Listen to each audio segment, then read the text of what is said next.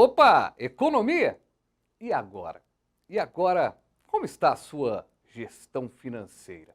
E como está a sua gestão no que diz respeito a delegar essa questão financeira? Muitas das vezes o empreendedor quer dominar tudo, quer comandar todos os processos. Será que esse é o caminho? Ou será que a gente pode contar com a ajuda de outras pessoas, com sócio, com outros colaboradores? É o que a gente vai discutir agora com o Robson Evangelista, consultor em gestão financeira e empresarial, que está aqui comigo. Ô Robson, satisfação recebê-lo aqui. Já tem um tempinho já que você veio aqui no programa. Demorou, mas voltou. Obrigado, viu? É verdade. Eu que agradeço a oportunidade para estar aqui de novo, agora falando especificamente de finanças, né? Da outra oportunidade a gente falou sobre saúde mental e financeira. Pois é. E hoje é especificamente de finanças. Pois é, e finanças, né, gente? Todo mundo fica pensando assim, né? Preciso fazer um projeto, quero ganhar dinheiro, e aí começa a ganhar dinheiro. Aí começa a acontecer, aí o projeto começa a dar certo.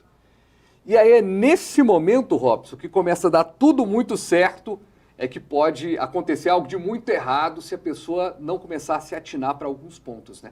Perfeitamente. Quando as coisas começam a engrenar, né, a dar certo no âmbito financeiro, no número de clientes, no número de produtos, aí as questões de gestão, de processos, principalmente no fluxo de caixa, começa a fazer uma bagunça, você começa a empresa emprestar dinheiro para a pessoa física emprestar dinheiro para a pessoa jurídica, e aí vira uma bagunça infernal para o empreendedor administrar aquilo como um todo, né?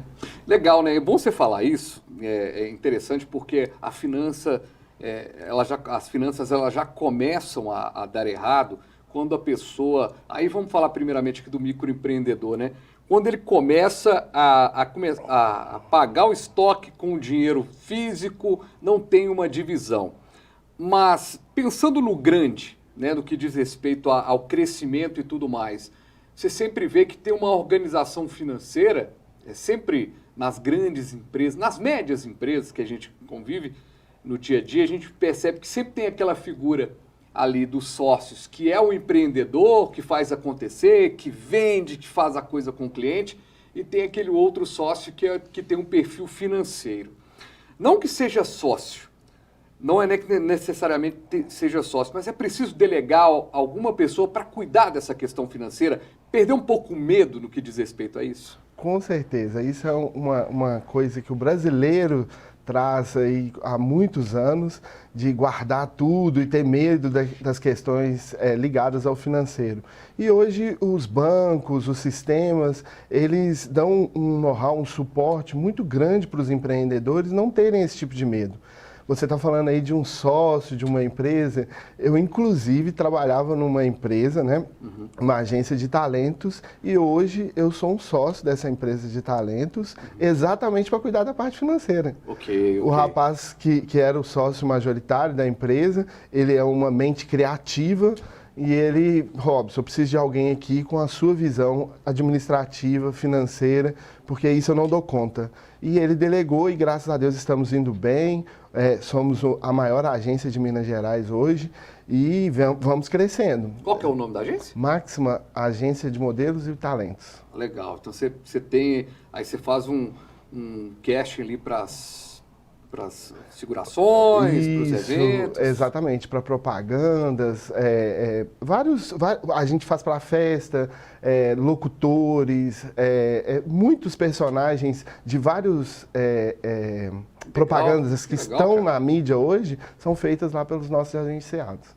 Interessante, velho. Bom saber, já tem uma outra pauta. O Robson é bom, que ele é uma chuva de pauta, né? Daqui a pouco a gente vai ter essa agência para falar também.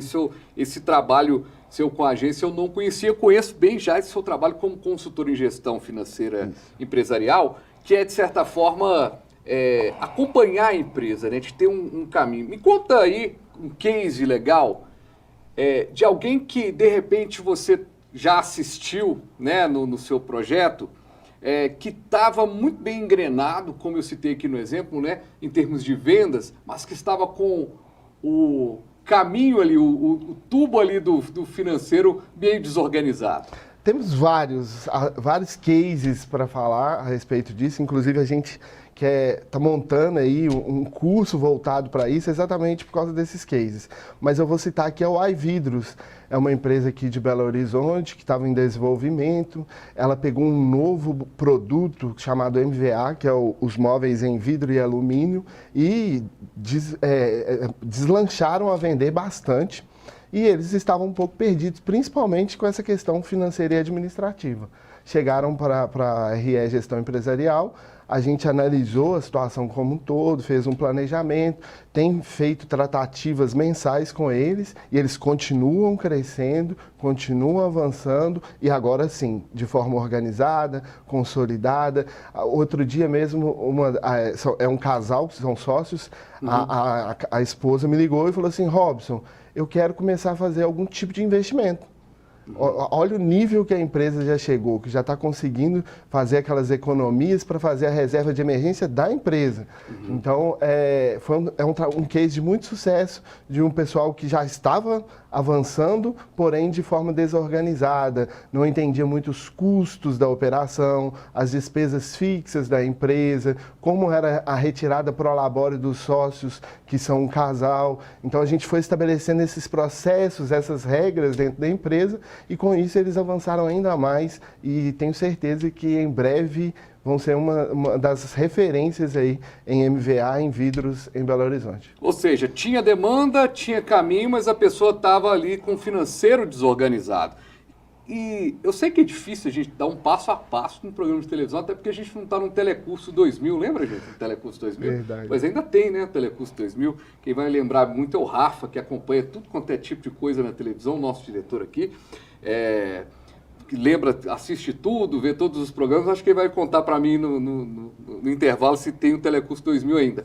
Mas tem um passo a passo, tem o despertar que a pessoa tem, assim, a pessoa que está nos assistindo agora, é aquele momento que a gente pode salvar a vida de alguém, uma vida empresarial de alguém. O que a pessoa tem que começar, qual que é o primeiro despertar para ela cuidar da vida financeira da empresa dela? Ô Fabiano, vamos lá.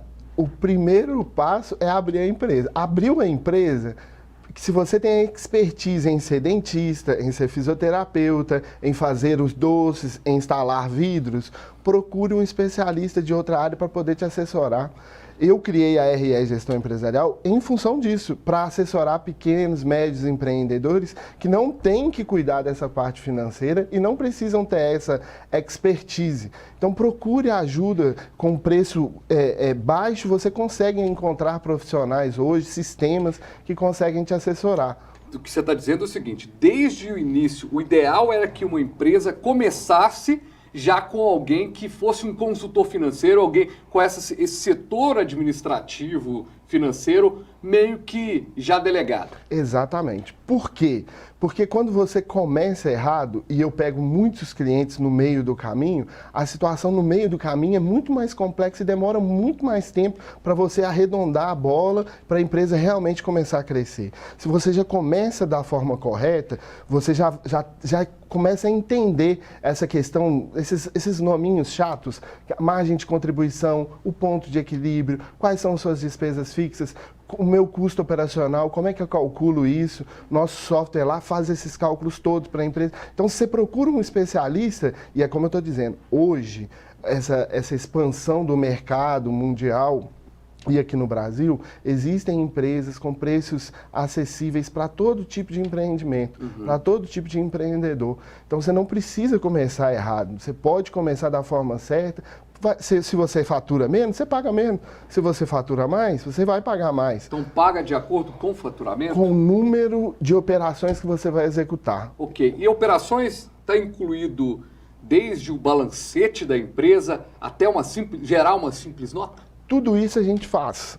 O que acontece? Uma empresa do MEI, por exemplo, não precisa de balancete, mas a gente cria relatórios gerenciais que ele precisa ter, que é um fluxo de caixa básico, que é um contas a pagar, que é um contas a receber. A gente criou um Power BI para o microempreendedor também, e aí quando ele vai crescendo, quando ele passa para o Simples Nacional, a gente já tem os balancetes, os balanços, a gente tem uma empresa de contabilidade ligada à nossa empresa de gestão empresarial para gerar toda a informação de forma assertiva, tanto para o governo como para o empreendedor, para que ele consiga avançar com a sua empresa. Que legal, né, gente? Está entendendo o papo aqui? Olha que interessante. Você tem sua empresa, você pode terceirizar o seu processo financeiro com segurança. A gente vai chegar nesse ponto aqui a pouquinho na conversa.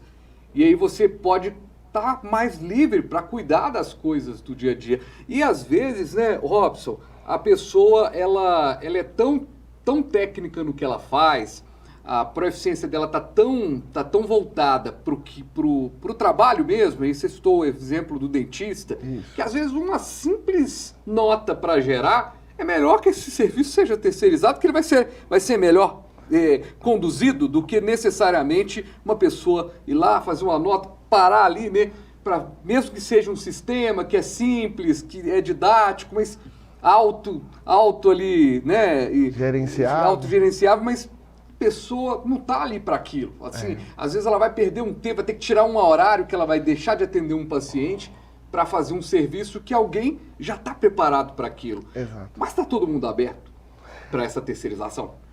Ainda tem uma resistência, principalmente por se tratar de financeiro.